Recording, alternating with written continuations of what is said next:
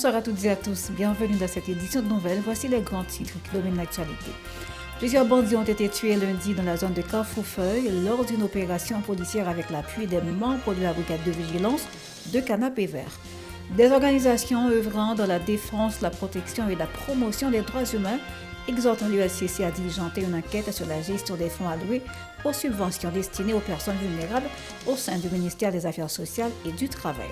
Le conseiller président Leslie Voltaire a discuté mardi avec le vice-président du Salvador, Félix Ulloa, de la crise de sécurité en Haïti et du renforcement de la coopération régionale. Restez des nôtres, la suite, c'est après la pause. De vos chefs, bonsoir, bienvenue dans le développement du journal. Comme annoncé en titre, plusieurs bandits ont été tués au centre-ville de Port-au-Prince lors d'une opération menée par des policiers affectés à l'unité spécialisée SWAT et soutenue par des membres de la brigade de vigilance de Canapé Vert. De notre côté, la police dans le département du Sud-Est a procédé à l'arrestation de Widner Merilus dans la localité de Kajak. Lors de son interrogation, un individu a reconnu être membre d'un groupe armé opérant dans la commune de Keskov. Il a également avoué avoir participé à l'assassinat de sa tante Juliane Aval, survenu en avril dernier. Toujours en ce qui concerne l'insécurité, le porte-parole de la police du Sud-Est, l'inspecteur Dieu-Simon jeudi, a présenté le bilan des opérations policières menées dans la région entre 19 février et 29 mai 2025. Selon lui, 22 personnes ont été interpellées dans le cadre de ces interventions. Suivons le micro de notre correspondant du Sud-Est, Paul-Léon Saint-Jean. Sorti 19 février 2025 pour arriver 29 mai 2025, la police a arrêté 22 individus. Pour cas qui plus important, tant que tentative d'assassinat 1, rançonnement 3, assassinat et association malfaiteurs 8, affiliation au gang 2, détention illégale dans la fée 5, meurtre 2, blessure à balle 1, ça va au total de 22 personnes qui SDPJ interpellées pendant la période 19 février 2025 pour arriver 29 mai 2025. Plusieurs organisations œuvrant dans la défense, la protection et la promotion des droits humains tirent la sonnette d'alarme face à des allégations de corruption au sein du ministère des Affaires sociales et du Travail. En conférence de presse, Maître Evel Fanfon a exhorté l'unité de lutte contre la corruption à ouvrir une enquête sur les gestions de fonds alloués aux subventions destinées aux personnes vulnérables par cette institution. L'avocat a également lancé un appel à ses confrères du barreau de Port-au-Prince pour qu'ils le rejoignent dans ce combat pour la justice sociale, révélant son intention de déposer une plainte au tribunal de l'international contre l'État haïtien. Suivant le micro de Hirsch de France, Michael Stevens. Citoyens qui victimes, petits marchands, entrepreneurs, monde qui perdu business yo.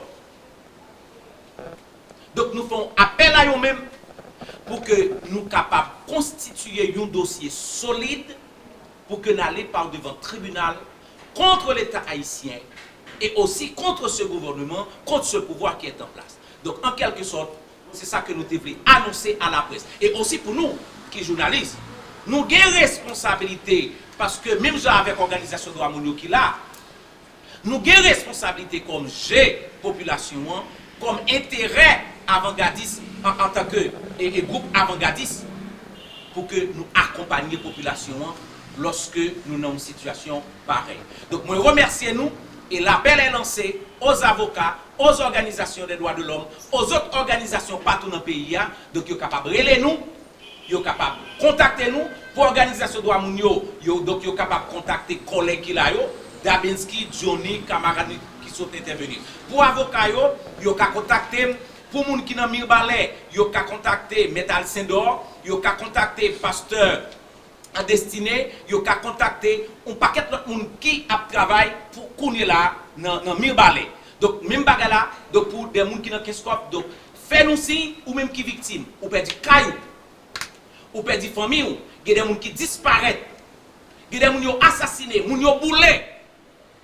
Nous ne pouvons pas quitter le crime ça et passer comme une lettre à la poste. Donc c'est pour ça nous te réunis matin pour que nous te alertés et société et pour nous te porter solidarité avec tout le monde qui est victime et surtout ça qui a passé misère dans le quartier populaire.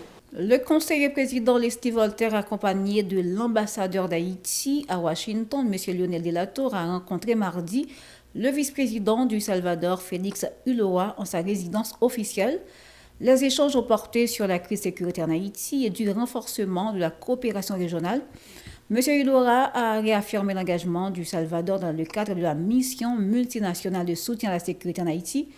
Le Salvador a déjà déployé un contingent dans le pays ainsi que des hélicoptères dédiés aux opérations d'évacuation médicale, contribuant ainsi aux efforts humanitaires et sécuritaires.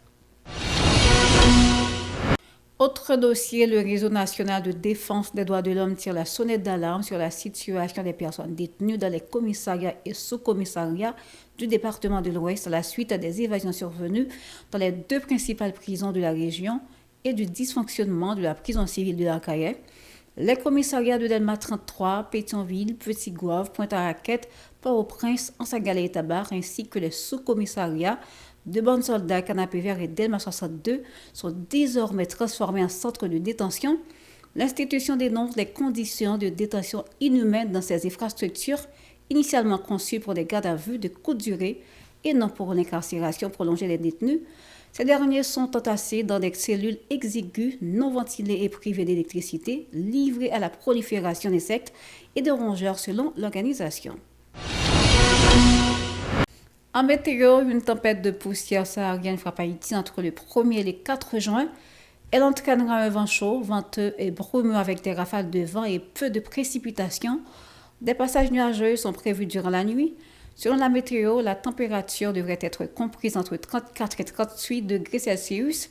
Le port de masques adaptés, l'hydratation ainsi que des vêtements légers sont recommandés pour éviter d'encourir des risques d'allergie, d'irritation respiratoire et des yeux. Autre nouvelle, des dizaines de citoyens ont manifesté hier lundi dans les routes d'Écailles en signe de soutien au commissaire du gouvernement de la juridiction Maître Elliott Pierre-Paul, visé par un éventuel transfert. Munis de pancartes et accompagnés d'un fanfare local, les manifestants ont exhorté les autorités à revenir sur les décisions, qualifiant le magistrat de route travailleur. Ils ont menacé de paralyser les activités dans la 3e ville du pays si le transfert est maintenu. Suivons leur réaction au micro de notre correspondant Franzo Laguerre.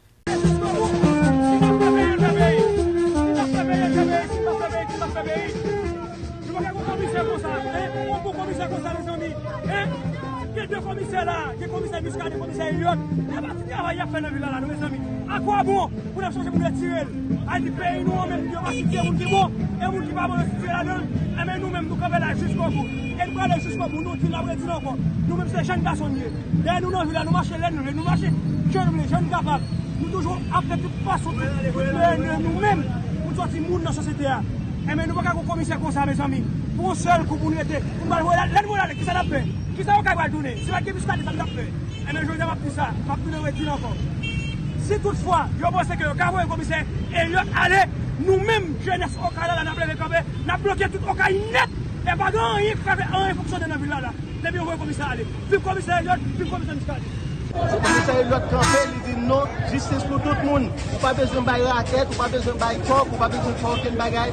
Vini lui-même la péto avec dossier. C'est pour ça qu'il n'y a pas de ouais là. Tout le monde connaît qu'il n'y a pas de ouais parce qu'ils sont des gens qui juste dans ça l'affaire. Alors nous-mêmes, dans le département, nous campons ensemble avec le commissaire Elliott pour nous battre avec jusqu'au bout et pour continuer avec la paix.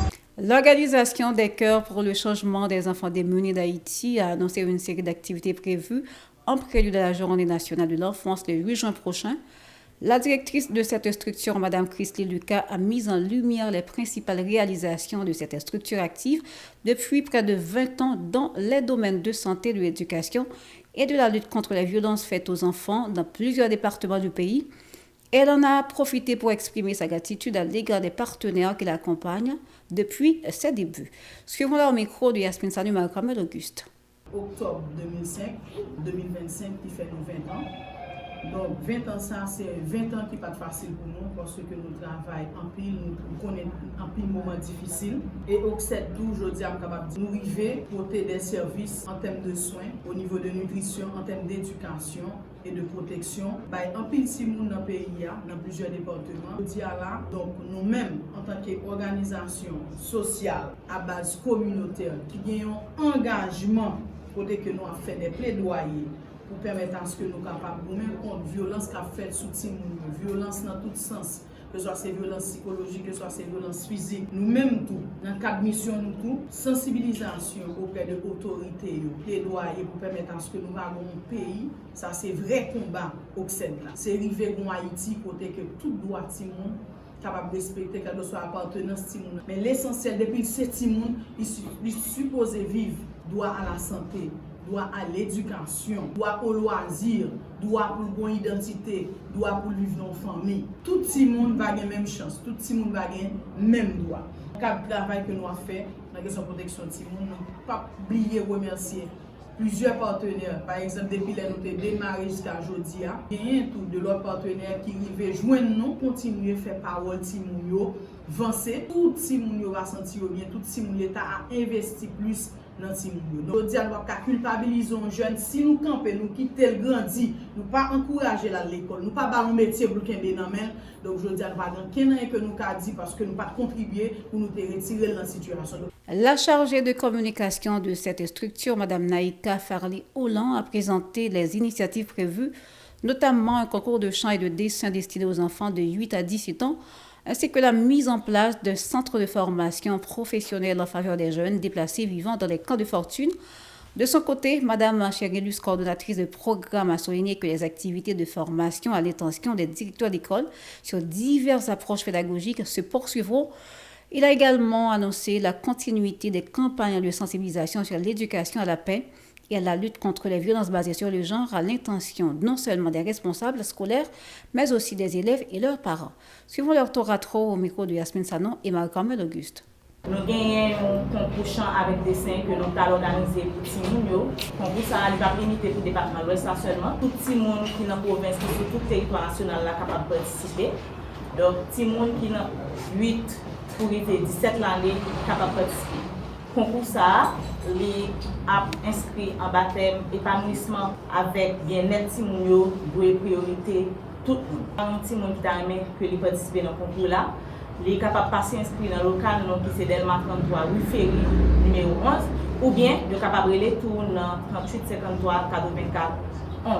A gagné un pile cadeau pour tout le monde, tant pour laptop, tablette, kit scolaire et kit dessin. Donc pour vacances en tout, on a gagné une formation professionnelle pour tout le monde qui est dans le site déplacé ou bien tout le monde qui habite dans la communauté difficile. Donc on a fini dans le mois de septembre. Et en décembre, on a bien une graduation pour promotion ça. Donc normalement, on accède dans l'éducation non formelle avec l'éducation formelle. Donc à travers le département de la Grand'Anse, à travers le département de l'Ouest, les petits monde qui n'ont pas déplacé interne, formation directeur enseignant sur approche Nexus, qui c'est humanitaire, développement, éducation à la paix, il y a continué au pas camper. Et puis sensibilisation sur éducation à la paix, sur VBG, sur PSEA, à continuer pour le comité parent, pour élèves, ensemble avec directeur, avec enseignants, l'école partenaire, l'école nationale, ainsi que le centre d'apprentissage temporaire au niveau site déplacé. Nous mettons fin à cette édition de Nouvelles. Merci à vous de l'avoir suivi. Restez branchés à la Télé Pacifique pour la suite de la programmation. Au revoir et à la prochaine.